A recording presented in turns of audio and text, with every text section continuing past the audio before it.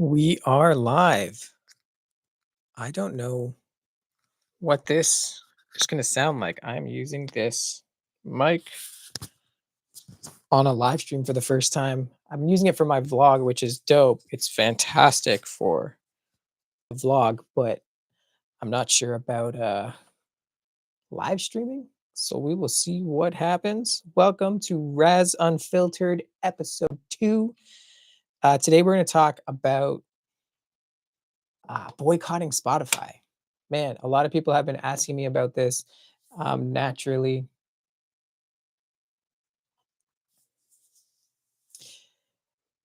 yeah, naturally, a lot of people have been asking me about this because I'm in the music industry and I'm independent, and so boycotting Spotify and the nonsense they're doing, especially the CEO Daniel Ek, has been a big deal. Um, we're actually in the process of what do you call it? Um, we're in the process of taking down my music, like taking it all off Spotify. And, I mean, it's not like they're paying me much money anyways. I told a lot of people about this. I've said it in interviews, I've said it in podcasts that like sorry, my camera's freaking out. I've said it in interviews and podcasts that I have put out a decent amount of music, but over I think we've garnered over like 350,000 streams, um, maybe 400,000 streams, and I may have made like 300 bucks from Spotify. That correction, that's from all streaming platforms. So probably I made way less. I made a fraction of that from Spotify. And so artists have already been, especially indie artists, we've already been on the brink of like, what are we doing here? What are we doing with our careers? Like what is the point of this? If we make this music and we slave over it and we spend all this time and energy, and then you give us access to be on the same platforms as these bigger artists, and you say we're going to pay you for the streams and et cetera, et cetera. Then we get in there and we really start doing the thing, and you realize like, man, I'm putting in a lot of work to um to get my music on this platform. And then there's a marketing back end of Spotify, which a lot of you guys probably wouldn't know about, which is Spotify for artists. And you're able to like spend money on ads and spend money on marketing so that they might you have a higher potential of getting your song placed in a big playlist or something like that. So, and then that would help your career, it'd help your the song go further, it'd help your streams, then eventually it would hopefully help your career grow. So you spend money making the music, you spend money getting the music onto Spotify, you spend money marketing the music on Spotify because now that everybody can access Spotify and putting their music on streaming platforms, well, then all of a sudden the competition is crazy. It doesn't matter if someone spent 2 days recording a song. It doesn't matter if they have 20 years experience or not. It could be a crappy song. It could be a great song. It doesn't really matter. You can get it on streaming platforms. And so now you have to spend money in marketing if you do this seriously and this is your career, or you're taking this very seriously. Just like any business, you spend money on marketing. But the hype and the culture has been around like streaming, Spotify, Spotify, Spotify. Everybody's listening on there. You got to break through there. It's just like Instagram. Like if you run a business or you're an influencer or an artist, people are like, yo, you got to be big on Instagram. I know organizations, a lot of organizations that you guys know, that book artists just on their Instagram following, regardless of if that following's even in the same country, regardless of if they can sell any tickets to a local show. It doesn't matter. They're just like, oh, 50,000 followers, book that guy. And then that doesn't mean anything for that artist being a good performer, if they have good music, if they actually have people who buy and come out and support them. You have no idea if it's bots. You have no idea if they're all in Indonesia, which is amazing for that artist. But like, if I'm booking you for a show in Toronto and you have no Toronto fans, how is that helping my organization? So, anyways, just like Instagram, there was this big hype around Spotify, getting your stuff on Spotify. Once that happened, and you realize, like, man, I could just put out a lot of music and get paid, and then the royalties start coming in, and you're like, oh, I made a 0.03 cents. That's cool. And then you do it again. And then we did it again, and we did it again. Then we dropped an album, and then we toured the album, and we got thousands of streams on the album. And then we went, I still made $12 and I spent like 25,000 on that album. So, and that's me because I do this full time and my team, we've been doing this for about 14, 15 years. So like not everybody's spending that much money on their projects and you shouldn't be. That's a topic for another podcast or for another episode. But when you get to that point, you start doing the math and the math just doesn't math. You start realizing that like, man, for me to really become one of those case studies of like this artist put out all this music and made this much money and now they live the life where they get paid royalties and they tour the world, like that's literally one in a million, and they'll pop up on Instagram because they're popular, right? It's like the trending thing, but it doesn't happen very often. And so all that to say, for artists using streaming platforms, especially Spotify, it has been a downhill spiral or a downward spiral and an uphill battle since day one. We have been like we fight to get our music heard to make pennies, like literally fractions of pennies. It's crazy to think, but I'm not saying that incorrectly. It's fractions of pennies, fractions of dollars that we're making. And it's crazy because I think indie artists uploaded the vast majority of the music on Spotify over the last couple of years. And somehow our payment has not gone up. Um, and so Spotify has been a weird thing for us artists for a long time. And then all this information comes out now during a genocide about Daniel Ek, the CEO. One, I think it was last year, the year before, he made like $300 million or something crazy.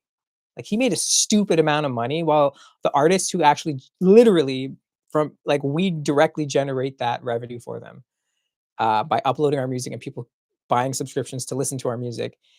He made 300 million and we made less money. Like overall, we got paid less. And then he's investing that money in a war drone, like an AI war drone company to continue to commit genocide and kill people. And I believe you should look this up, but from what I've read, it's he's selling slash associated with Israel. It's just been like crazy. And so from the artist perspective, even big touring artists are saying now, like, because the way the streaming is, especially with Spotify owning the majority of the market, so kind of controlling everything, they're not making any money off streaming. These are old bands, big bands that tour worldwide every year for like a decade. And now they're just not going to cities. They're just not touring anymore because they're like, it's not sustainable. And then you put the cherry on top with this guy making that much money off the artist and then investing it in this AI war drone company. Like, so that's why you'll see a bunch of artists that you may not even know, big indie artists, big like mainstream artists, all popping up and they're dropping off Spotify. So we're in the process of doing the same. That's why you'll see we're on YouTube a lot now. I don't agree with everything YouTube's doing either, especially allowing ICE ads to run. And that's the other thing Spotify is doing. They're allowing ICE to run ads like between songs and stuff, which is crazy. But we realize like, okay, we got to pick one and transition off, and eventually, inshallah, we'll have all of our music out of our own website. But that's a lot of work to do, especially when you have a 14-year career that's been established on a platform, and that's how they kind of like enslave us to these platforms. So you'll see like we're on YouTube a lot now. YouTube pays better, so at the very least, when we put in all this work, we know that it works towards profit or revenue building for us, and then we can use that to like unplug completely and we truly have our own industry. But we figured, okay, we're on all these different platforms, YouTube and Spotify and Apple Music, etc. Maybe we could just at least cut some of the major ones out, especially Spotify off the bat, and then go from there. So if you're watching, appreciate you guys being here. I see your questions. I'm on Instagram Live and I'm on YouTube Live, so I'm going to answer these questions now. But if you missed what I was just saying about Spotify, feel free to ask another question about it. But yeah, if you're on here, just hop over to my YouTube channel, subscribe, and turn on alerts. Check out some of the videos, share it with people who you think might benefit. I'm doing these Raz Unfiltered episodes every Sunday at 3 p.m. Eastern. And Spotify's nonsense was one of the things that led us to do this. Like I used to try to be like really polished about everything I was doing. And I was like, you know what? People need to know about this. When I have conversations at shows, after shows, backstage, in my kitchen, everybody's asking about this whole Spotify thing. And so I figured we'd just talk about it. And if you like indie music, if you like indie artists, if you like what I'm doing, would be amazing. On Instagram, obviously follow. But as we shift to YouTube, just subscribe there, share it with people. We're trying to get to 1,000 subscribers because then we can really start to generate some profit off this and give you guys more and more and more content. Um, but yeah, that's why we should be boycotting Spotify. Let's I think Zahra asked a question. Where is it? You can also, when you're on YouTube live stream, you can also, as long as you're subscribed, you can ask questions there as well. So Zahra El Samara asks, so what's the dream? Do you want to be signed or do you want complete freedom? I feel like the way you phrase that is the perfect uh, wording because freedom is the big thing. I was signed. I was signed a while ago in a weird, convoluted way. It ended up in a lawsuit. So I still didn't. I still think I'm on the fence. I think we're trying to build a lot of uh, value and catalog so that if a good record deal comes around, we have some leverage to dictate the terms. There are great record labels out there that will work with artists, especially in light of the mainstream big major labels doing a bunch of nonsense. There are a lot of indie record labels who do good work. Now, you're always going to be in a position to like lose that freedom if you go in with no leverage. And so, Zahra, you asked like, do I want to be signed to a label or do I want complete freedom? I prefer complete freedom. I also like the business. I actually like the music business. So a lot of artists don't. And that's something to really keep in mind. Most artists aren't entrepreneurs or business people and they don't want to be, and that's completely fine. They're artists. They want to make the music. They want to paint. They want to write novels and they don't want to deal with all the business side. Part of the freedom for me is owning and running my own business. That's always been a goal of mine. So I'm a little bit different in that regard. So I'm cool to keep going down the indie route, completely indie, and just see what happens. It's been 14, almost 15 years now, and we're starting to generate the kind of type of revenue and build the way we want to build. And so, on one end, if I keep doing that, I build leverage, right? If a label does come around, and on the other end, you're building hype and you're building a catalog. So if a label does come around, you have something to negotiate. Um, I'm super competitive. A lot of people don't know that. I come from like a crazy. I was like an athlete my whole life before I was a musician. I only started making music until when I was like 19 or 20. Before that, it was all sports. And so part of me also is like, oh, you want to fund a genocide? Okay. Oh, okay. You want this record label wants to screw all the artists? Okay. And I like take tabs. I don't think I'm going to change the world. I'm just a small indie artist. But in the back of my head, I'm like, I'm cool with doing it all on my own, no matter how long it takes. And I have that chip on my shoulder that's like, when I get there, inshallah, because I truly believe the only person that, not the person, I truly believe the only thing that can stop me, the only entity is Allah. And if Allah's will is different than what my will is, then it's going to be what it's going to be. And I say at the end of my song, Matter of Time, actually, that's the last line of the track. I'm praying that his will aligns with mine. And that's what I'm talking about. It's like, if his will aligns, then it's going to work great. Outside of that, I know I can own the business and make the music and run everything myself. It's extremely stressful. It's exhausting. But yeah, I would rather, to answer your question, that was really long-winded, but to answer your question, I would much prefer to stay independent. But because they're doing all this nonsense, I'd also love to have leverage and go in there and take their money. Like, I would love to take your money as long as that money is not being that coming from war and genocide and killing children and killing innocent men and women. Um, Give me that money. Like I am not. I'm the first person to tell you I'm trying to get paid. I don't beat around the bush. I want to get paid. I like money. I like having nice things, just like all of us. Um, I just don't let it drive or dictate my intentions and my goals.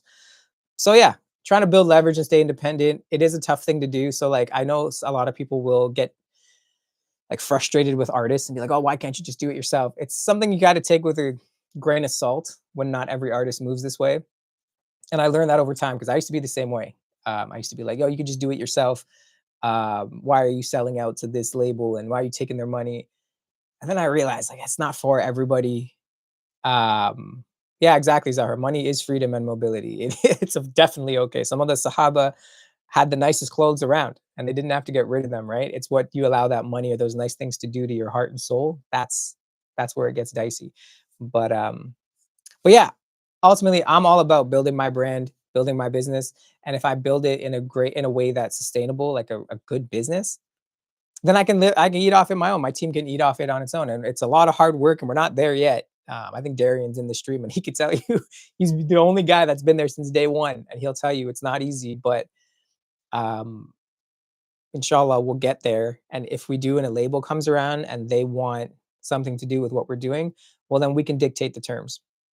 So I can be like, yeah, I'll take your money, but I'm gonna do this, this, this, this, and you can't touch this, this, this, and this. And that's why I spent a long time developing myself as an artist. So I moved to Copenhagen in Germany, and I developed with people out in the mainstream industry as an indie artist, and only signed one deal that I left within a year. Actually, I signed two deals, but the first one was only like 3 months, and then I bounced as well. But um, yeah, I developed myself so that I wouldn't have to answer to anybody. So in that artistic development that I did, now I can stand on my own. And then if somebody comes around and is like, "Oh, we want to give you a chunk of cash to do this," I know who I am. I know my brand. I know that I'm developed. I know that I know where I stand. And so I could take their money, use it for me and for us and for our community. And they'll get their cut and they'll be happy. And I'll be happy because you don't touch my culture and you don't touch my values. But I think that starts with being independent and having that freedom, right? If I started on a record label, it would be way different. Um, but starting off indie and having that freedom allowed me to build and develop that way, so that now I'm in a position where I'm just on the fence. If a record deal comes through, I'm having the conversation. I'm not so naive and ignorant to think that like the money doesn't help if a label wants to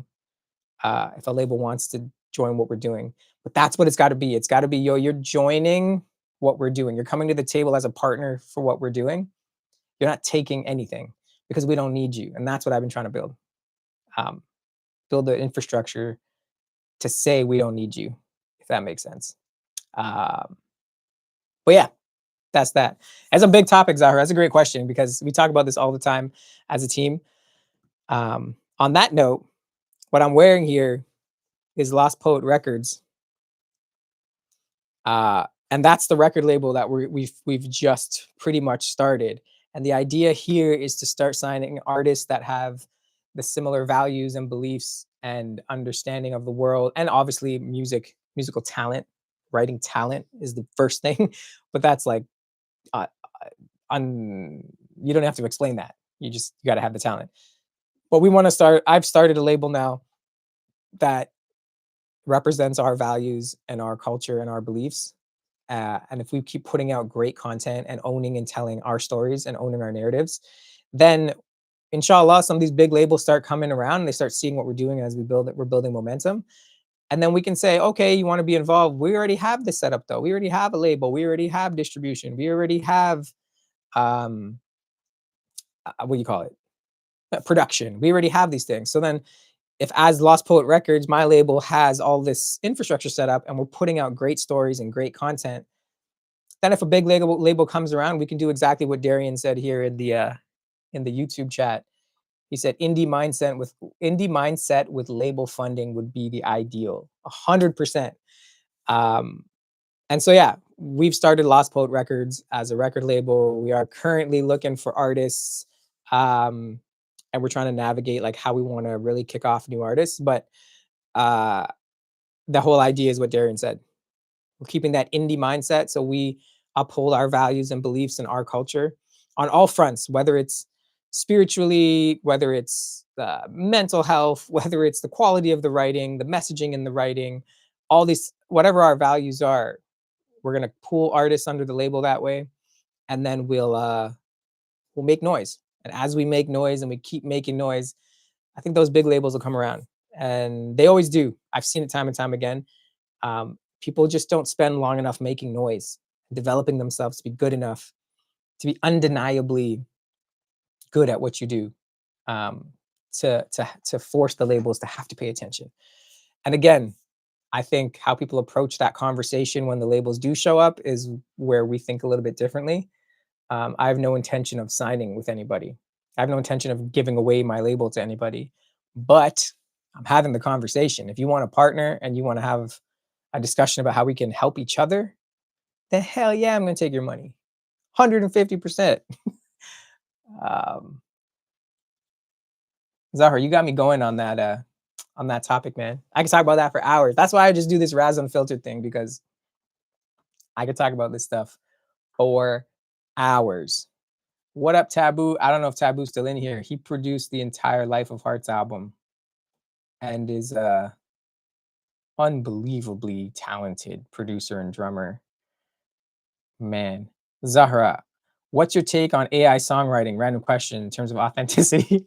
That's a great question. You're on fire today. My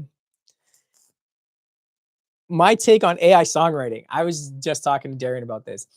I think AI songwriting tools, whether it's production or lyrics, something like Suno, is amazing if you know what you're doing. And I think that's the same thing for like Chat GPT. I used to work in corporate. I used to work in like logistics and a lot of like legal and strategy and risk mitigation and whatever. And like a lot of that stuff isn't online because it's contractual. So people aren't putting their contracts online for everybody to see. But we started using Chat GPT as experts and consultants to just organize ideas really quickly, right? Because you could provide a service as a consultant much quicker, but we weren't learning from Chat GPT, if that makes sense. We knew what we were looking for. We knew the clauses or whatever we needed. We knew what we needed to research. But sitting there and paying somebody to spend the time to go do that, just gather the information before we even read it, is what we use Chat GPT for. As experts, we could see the information and be like, "Oh no, that's wrong," or "Yeah, that statement ChatGPT is making is true. It's correct, but it's completely out of context," because we're experts, right? I take AI songwriting the same way. If you're an expert and you know what you're doing, this is why people see Timbaland and they're like freaking out about him.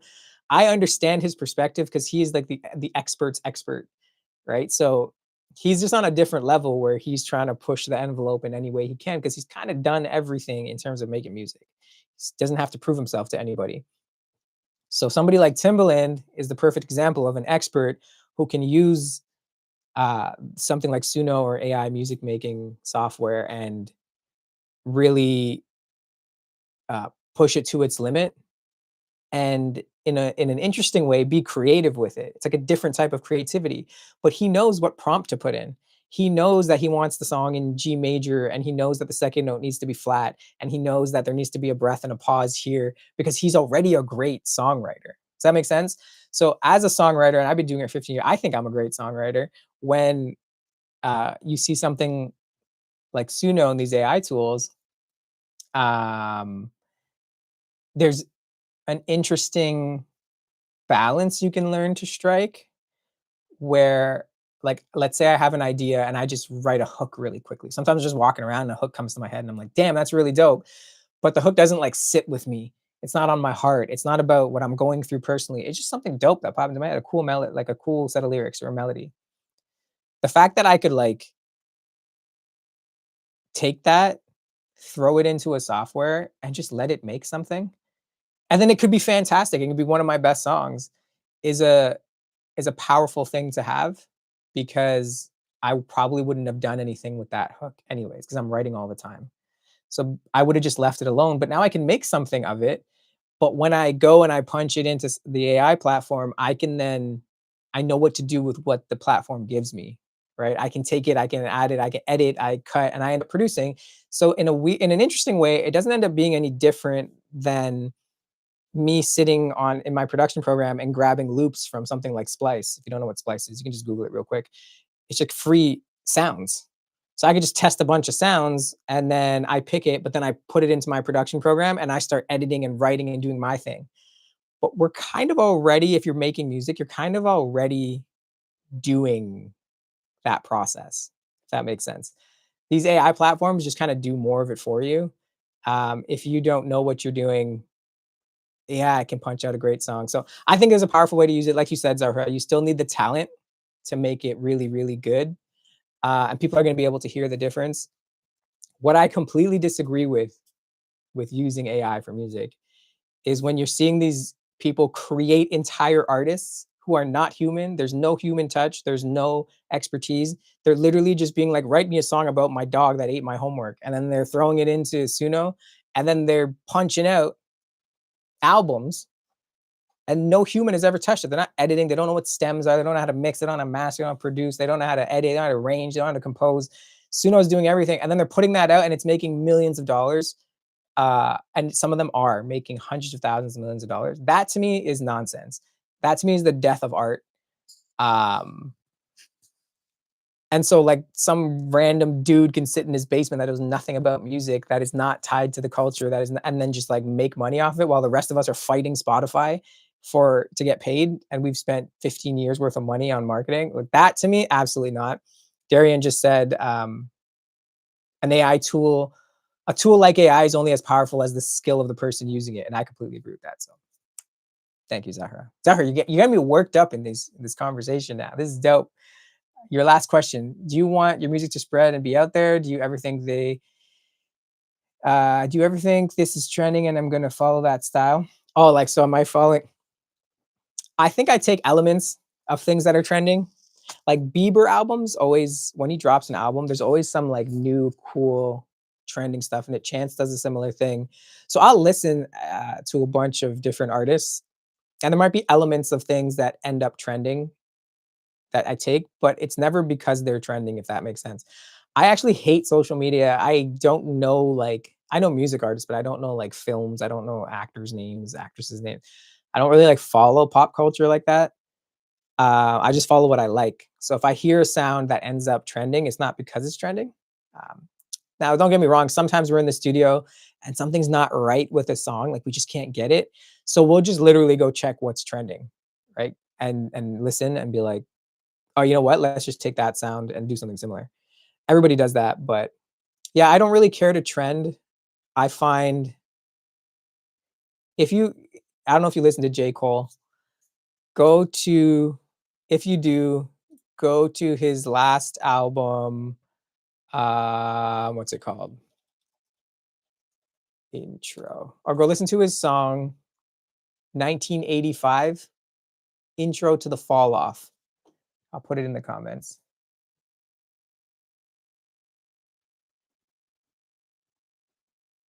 This is a song that um, explains how I feel about trending um, fully. He's like talking to another rapper, like a younger rapper. I don't follow trends because like the music that I grew up listening to that inspired me to make music was not, some of it was huge, but it wasn't based on trends. It was based on telling the best story and getting out your emotions and your message. Um, so yeah, I don't really care if it's trendy. I find the most classic and the songs that stand the test of time weren't trendy. They created a trend, or they were so classic that 25 years later you can still listen to them. That's why I'm a huge John Mayer fan. I'm a huge uh, Coldplay fan. I'm a huge what do you call it? Joni Mitchell fan, Tracy Chapman fan, Bob Marley, Lauryn Hill, Fugees, Wyclef. There's a bunch of others, but these artists made music that stands the test of time. So that's always been my goal. Um, Hope that answers your question. Uh, and I think you don't. The other part of your question was like, do you want your music to spread and be out there? I don't think you need to be trendy for it to spread. What's interesting is when you're in the industry, you realize you just need to find your audience. And that's what we've been targeting for the last 2 years is like, who is the audience? There's billions of people listening to music. Like, um, You probably don't know half the artists I listen to, but it's really not about what's trending that gets your music out there. It's did you get your music to the right people who want to hear what you have to say in the way you have to say it. So yeah, trending comes in waves and they're always going to crash. So uh Aisha, assalamu alaikum, what's good? The yeah, I hope that answers your questions. Zahra, thank you for your dope questions. I know there's a bunch of you in here, but Zahra's firing off some of the best questions we've had so far. I try to keep these to 30 minutes. So I'll just wrap up a little bit. It's this weekend was me and my wife's 10th anniversary, which is crazy. So we're about to go to dinner. We're with some friends. And yeah, thank you guys for joining. I'll give it like maybe a minute or two more in case anybody has any questions. But yeah, check out that song, 1985, Intro to the Fall Off by J. Cole. I'll tell you everything you need to know about trending music. So as I wait to see if anybody asks any more questions. I'll just let you guys know. Again, I said at the beginning, with boycotting Spotify because they're investing in war drone companies, the CEO is, and they're not paying artists, and there's all this nonsense going on with them using bots to get streams so that they can pay themselves and all this craziness. Um, we've been transitioning everything over to YouTube, and that's our first phase. The next phase would be to get everything off of these platforms that support or just don't speak out against genocide and war profiteering and all these types of things. So first things first, we're getting on to YouTube. So if you're in here, you're not subscribed, please hit the link in my bio, subscribe on to YouTube. Every Sunday, 3 p.m., we do these Raz Unfiltered episodes. I'll have a topic, like today was why we should be boycotting Spotify. I'll have a topic we'll kick off with, and then you guys can just ask questions. We'll hang out, bring your chai, coffee, chill with me. Sometimes I have guests. Last week, I ended up just like doing an acoustic performance, which was a lot of fun with a guitarist, my brother-in-law actually, Zen. So subscribe on YouTube and share it with people. If there's any topics you guys want me to talk about, like as I kick off each episode, shoot me a DM or message me on YouTube in the chat or on IG Live here, and we'll make it happen. But thank you guys for joining. Until next week, inshallah, have a great rest of your Sunday, and love you guys. Peace.